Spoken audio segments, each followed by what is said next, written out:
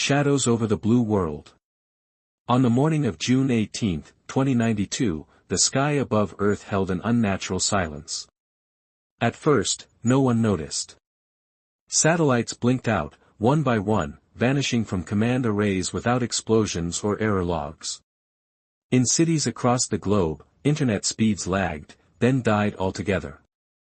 Military bases lost contact with drones mid-flight. Across the Pacific, a low-frequency hum rippled beneath the ocean's surface. Commander Braille stood aboard the Vorgon-class dreadship Svereth Kai, the pride of the Vorzak Empire's 8th invasion fleet.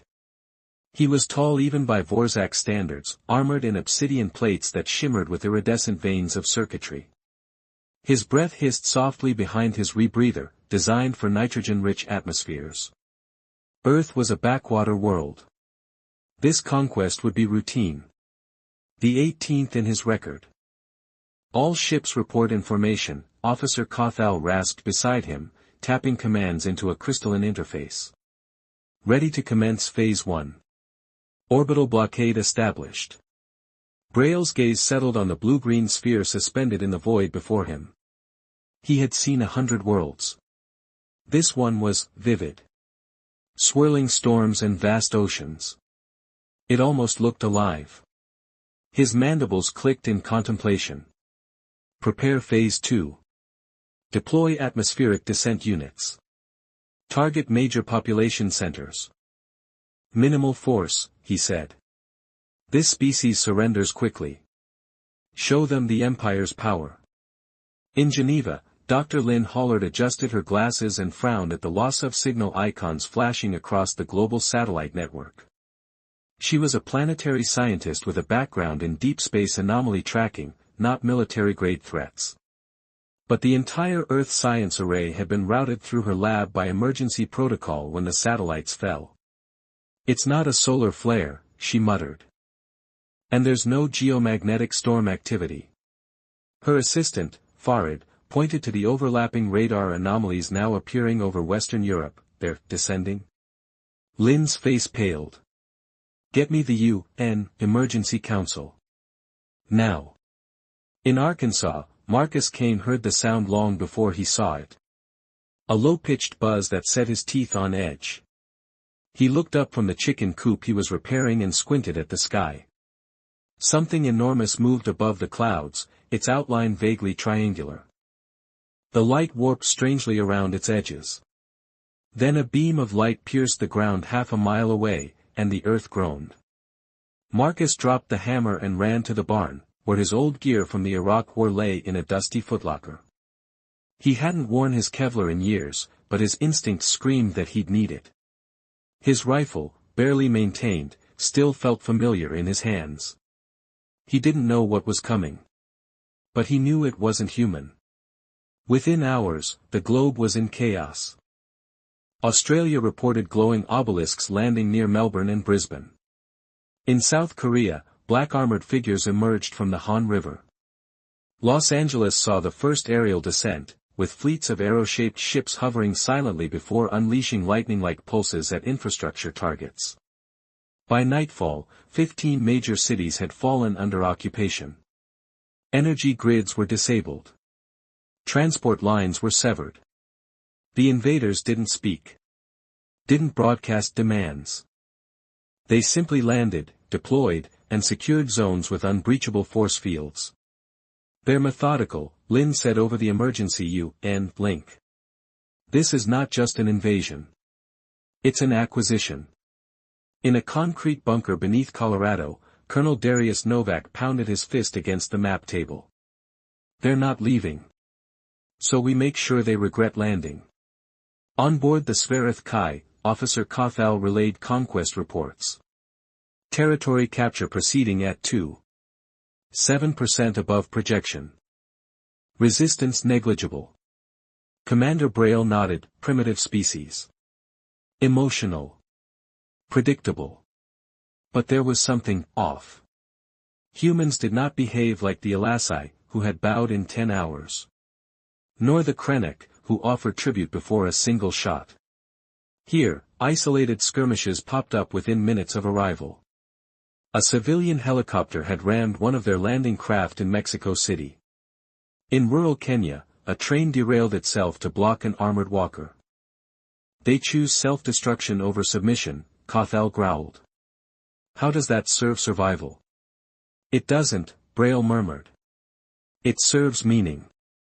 Marcus Kane crouched behind the remains of a fuel station in Missouri. Next to him, a teenager passed him a makeshift grenade built from old fireworks and diesel cans. 3 others, ranchers, ex-cops, a former teacher, watched as 2 alien patrols moved down the road. We hit the joint seals, Marcus whispered. And pray. The grenade went off.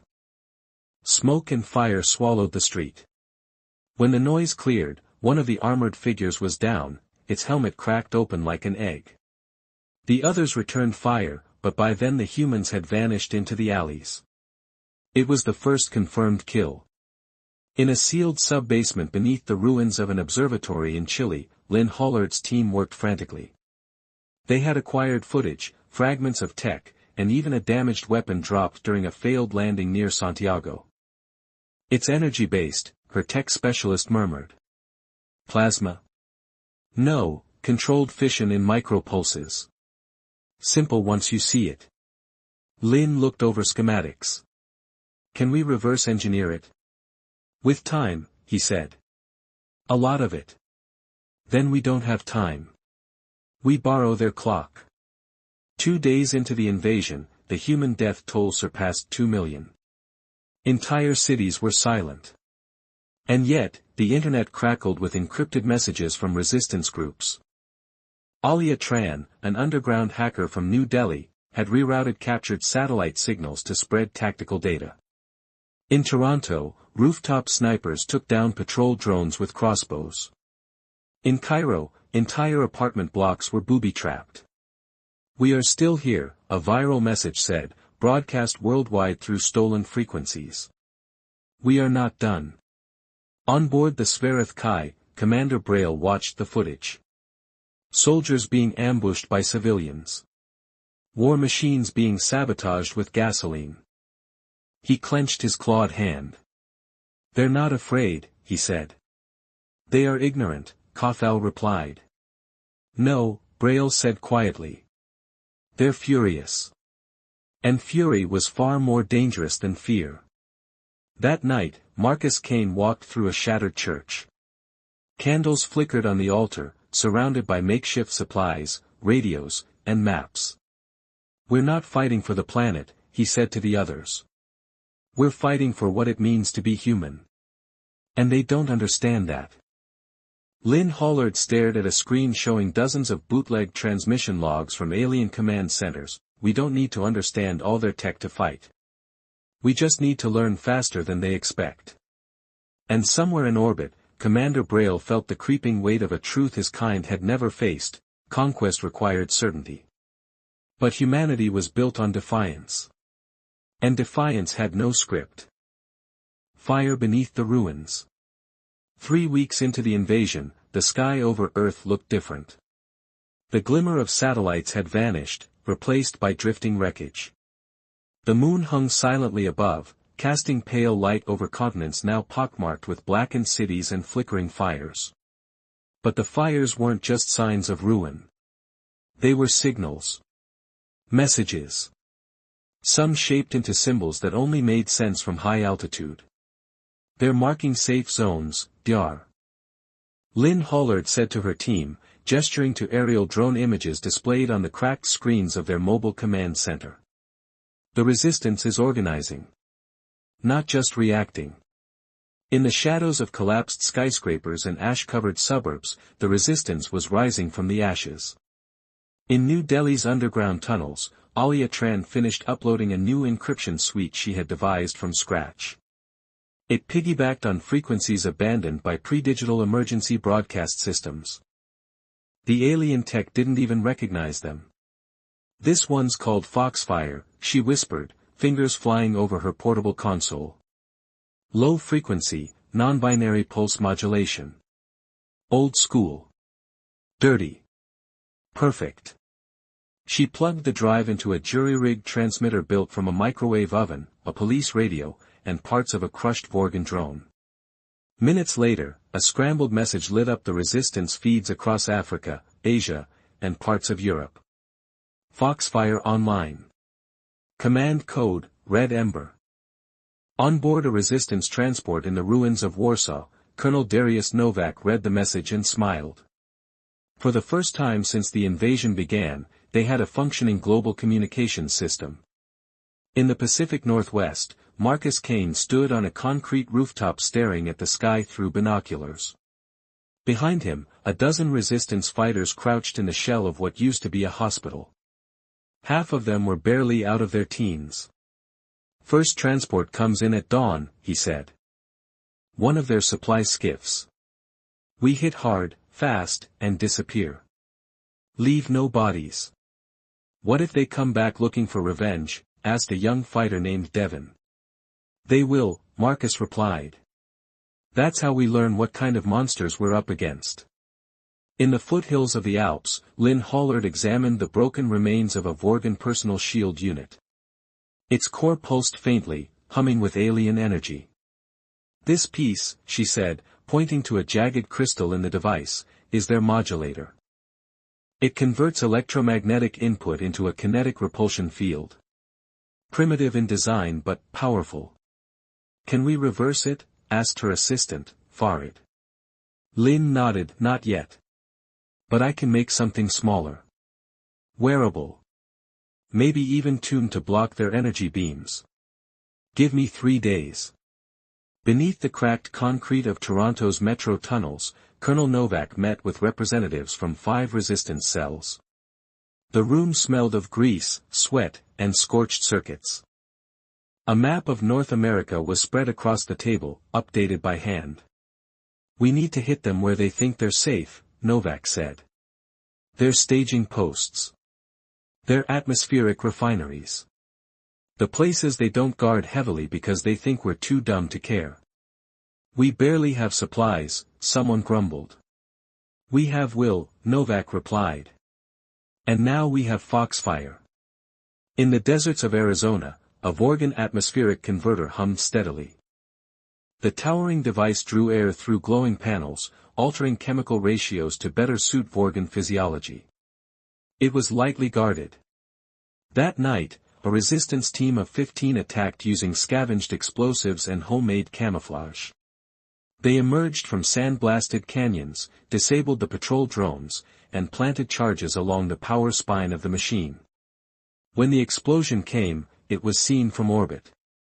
The Vorgan supply grid lost 17% of its oxygen processing capability. Commander Braille received the report with an unfamiliar twist in his gut.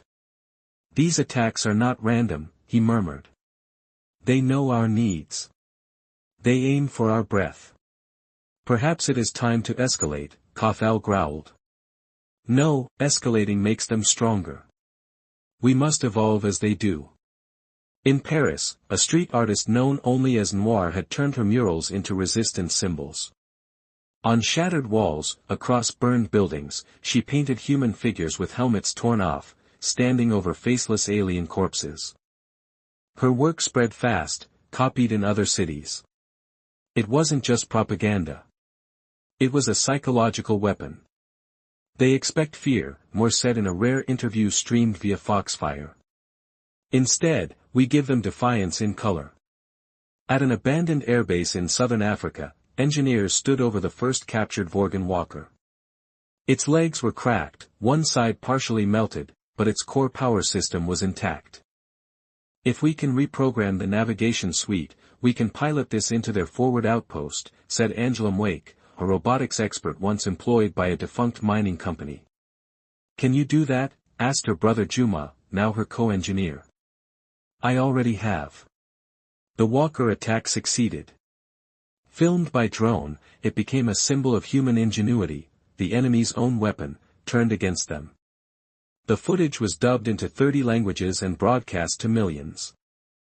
In the slums of Lima, children reenacted the scene using metal scraps and toy helmets.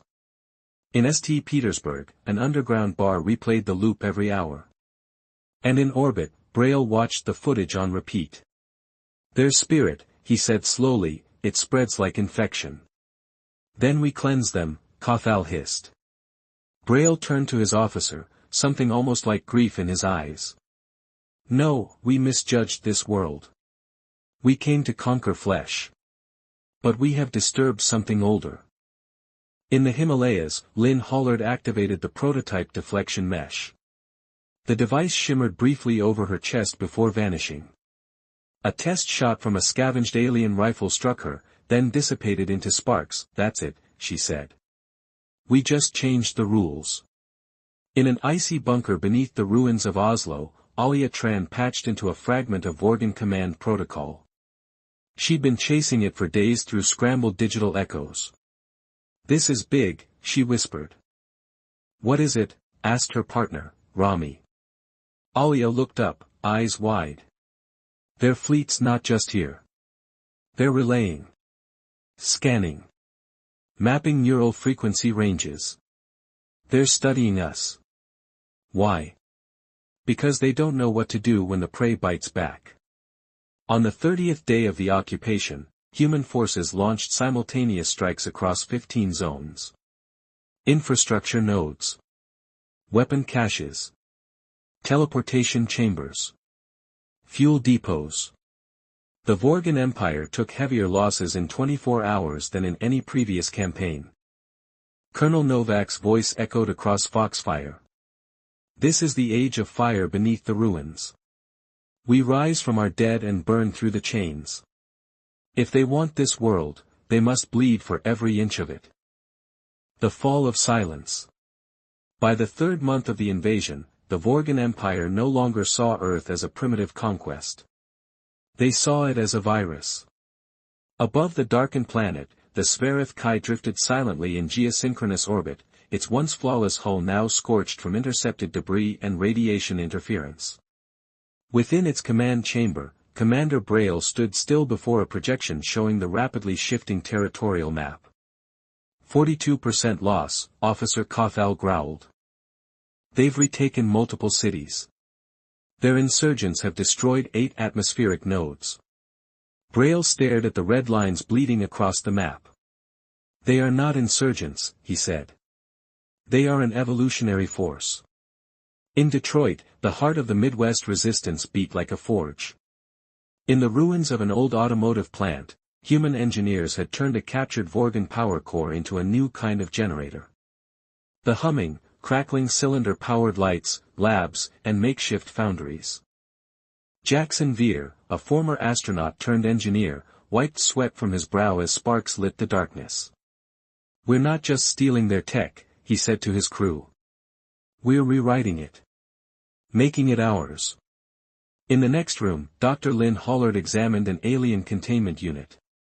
Inside, a living Vorgan soldier remained suspended in stasis. His helmet was cracked. Oxygen hissed through a narrow tube. We need to understand what drives them, she said quietly. Not just what kills them. In Cairo, resistance units coordinated a synchronized ambush using data provided through Foxfire. 6 Vorgan transport skiffs were shot down in under 20 minutes using makeshift railguns crafted from repurposed superconductors. One of the downed ships held tactical data. Alia Tran decrypted the core files in an underground server vault beneath Reykjavik. They weren't just mapping terrain, she said during a global broadcast. They were listening to us. Cataloging fear responses. Aggression patterns. Even grief. Why grief? Asked someone off-screen, because they thought they could break us with it. In the Highlands of Scotland, former teacher Neil Donovan trained resistance fighters using battlefield simulations based on Vorgan tactics. He used a crude VR rig, stitched together from stolen alien memory transponders and human neurointerfacing tech. We die here so we don't die out there, he told the trainees. Learn the pattern. Then shatter it. On board the Svarith Kai, Braille paced his command deck. Send word to the War Council, he said. We will initiate Project Veil. Silence the enemy's voice. Crush their coordination. Project Veil deployed dozens of Vorgan black drones across the planet, cloaked, signal-dampening machines designed to shut down human communication. For 72 hours, Foxfire went dark. But humans did not stop. In the silence, they found new rhythms. Hand signals. Flashlight codes. Painted walls. Acoustic relays carried by runners on bicycles. From the ghettos of New York to the icy ruins of Vladivostok, messages moved. Resistance did not die. It adapted. Lynn Hollard activated a dormant Vorgan beacon. Her team had altered its parameters, turning it into a decoy. They'll triangulate on this and think we're consolidating forces, she explained. But it's a trap. As Vorgan squads converged, a tunnel rigged with explosives collapsed, sealing an entire battalion beneath concrete and earth. You silenced Foxfire, Lynn said to the sky. So we taught ourselves how to whisper. In Santiago, a new group of resistance medics used hybrid technology to develop a respirator that overloaded Vorgan filtration systems with trace elements of sulfur and ozone. Air itself became a weapon. On the edge of the Sahara, a mobile command caravan under Colonel Darius Novak directed attacks through a series of sound-coded airburst flares. Each color and tone meant a different instruction. 3 flashes, retreat. 2 bursts, advance. It was primitive. And flawless. After a week of silence, Foxfire returned. Alia Tran sat in the Oslo server hub, her eyes bloodshot, her hands trembling. We're back, she whispered. And we're louder than before.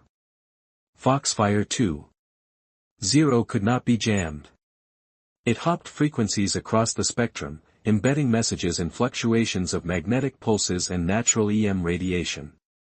Vorgan detection systems didn't even see it as language. On board the Sverith Kai, Officer Kothal slammed a fist into the console. It's impossible. They don't have the neural processing or infrastructure. They do now, Braille said, his voice low. In the skies over Greenland, human-modified Vorgan ships engaged in the first full-scale aerial assault against Empire forces. 5 vessels, each piloted by human teams trained in VR simulations, moved like predators in the cold night. They weren't as fast. Or as durable. But they were unpredictable. 4 Vorgan ships fell. The 5th fled. The Vorgan Empire broadcast its first message to Earth's population. Translated across all known frequencies, the deep, echoing voice said. You will be extinguished. This defiance is an anomaly. We will correct it. Within minutes, Foxfire rebroadcast the message. But with new subtitles. We hear you. We raise you. We are not an anomaly. We are your reckoning. Commander Braille stood before his command dais, looking at images of resistance fighters saluting fallen comrades. Children welding alien parts into new machines. Elders teaching war songs not sung in generations. Their silence was supposed to be their end, he said. Instead, it was their crucible. He turned to his officers. The next phase will not be conquest. It will be survival. On Earth, Marcus Kane watched the sunrise over a recovering village. They thought taking our voice would break us, he said to a young recruit. Instead, he smiled, they taught us how to speak without words. And that's something no empire can ever silence. Dawn in the void. On the 112th day of the Vorgan invasion, Earth's first space fleet left the atmosphere. 15 vessels, 8 modified Vorgan skiffs, 5 fusion hybrid interceptors, and 2 experimental plasma corvettes, rose from hidden hangars beneath the Himalayas and the ruins of the Mojave dry docks. To the untrained eye, they resembled alien craft. But to those who had built them, they were humanity's first wings. Engage orbit lock on Vector 6, Captain Elisa Young called over her command relay, seated at the helm of the Ed Frathborn. All ships confirm link-up. We meet them in the void. From orbit, the Sverith Kai loomed over the curvature of Earth like a scab over wounded flesh. Inside, Commander Braille received the report, humans were launching an orbital counterstrike. They've reverse-engineered gravitic drives, Science Officer Zonex reported. Unstable, but functional. Kothal bared his teeth. They dare bring war into the sky. Braille stood silent for a moment. Then. Good. Let them try. The void does not forgive. On the Wrathborn, Engineer Jackson Veer adjusted the power balance on the plasma core. The cockpit lights flickered momentarily, then steadied. We're running hot, he muttered. But we'll burn brighter than they ever expected. In the back of the vessel, Private Nadira Elharoun strapped herself into her turret harness. She had never left Earth's atmosphere before. Now, she was preparing to fire alien plasma into alien hulls. Let's go teach the stars our name, she whispered. Above the equator, the first battle in space began. The Vorgan fleet deployed 3 patrol corvettes and a pair of interceptor claws. They approached in triangular formation, unaware that their own energy signals were being mimicked by human comm arrays. Lock pattern Delta, Elisa ordered. On command, the human ship split, flanking the enemy. Phase disruptor cannons, built from harvested Vorgan plasma coils, fired in unison. One Vorgan interceptor vanished in a cloud of vaporized hull. The remaining 4 reacted, too late. Within 20 minutes, 2 human ships were lost, but 4 Vorgan vessels were drifting, powerless, gutted. Humanity had won its first victory in space. On the surface, Colonel Darius Novak watched the live feed from the ED fleet. This is it, he said. This is the pivot. They fall now, or we rise forever. Inside the Sverith Kai, the Vorgan War Council met via holographic convergence. War Minister Voran's image flickered with static. Explain, Commander Braille. Your forces are being dismantled by a species that had no orbital capacity a cycle ago. They evolved in months what took us millennia, Braille replied. They do not follow predictable paths. Then we eradicate them. Unleash the Nexus Scourge. Braille stiffened. The Scourge is meant for collapsing civilizations. These humans are still in ascent. Voran's eyes glowed. Then we stop the ascent. Back on Earth, Dr. Lynn Hollard stood beneath the domed glass of the Aurora Research Center in Iceland, watching the stars burn brighter in the upper atmosphere. Beside her, Jackson Veer paced nervously. We intercepted fragments of their conversation, Lynn said. They're considering using a planetary disruptor. What does that mean? Think extinction. Tectonic destabilization. Engineered vacuum collapse. So, Jackson breathed, they're losing. Lynn nodded, and they're scared. In Osaka, Alia Tran finalized the next Foxfire protocol. It wouldn't just relay commands. It would embed false signals in Vorgan systems, creating phantom fleets and fake targets. A digital ghost army. By the time they find the real us, she told her team, will already be somewhere else, blowing up something that matters. Commander Braille stood alone in the Sverith Kai's observation chamber. Below, the blue world glowed with an intensity that seemed unnatural now. You were supposed to break, he murmured. But you built wings instead. The Ed Wrathborn and 3 allied ships now hovered within the Vorgan fleet's defensive perimeter. All remaining Vorgan capital ships in orbit were pulled into a new formation, bracing for direct confrontation. Elisa Young stared at her display. We should run, Jackson said over comms. We should, Elisa agreed. But we don't. She turned to her crew.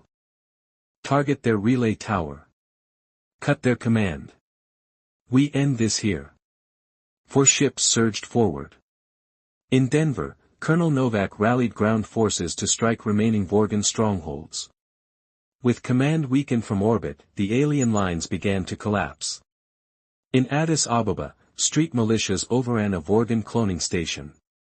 In Siberia, a former coal mine became the launch point for human missiles reconfigured with plasma cores.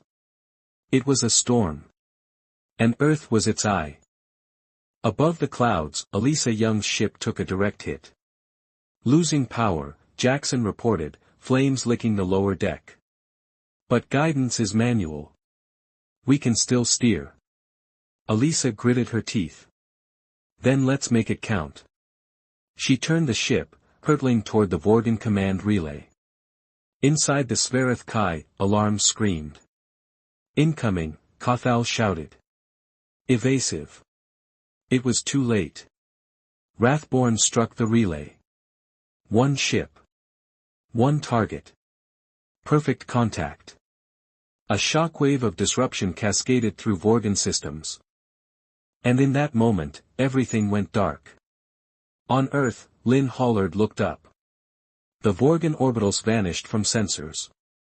They're blind, she said. And we're not. Commander Braille, drifting in darkness, whispered to himself. They brought dawn into the void. And we never saw it coming.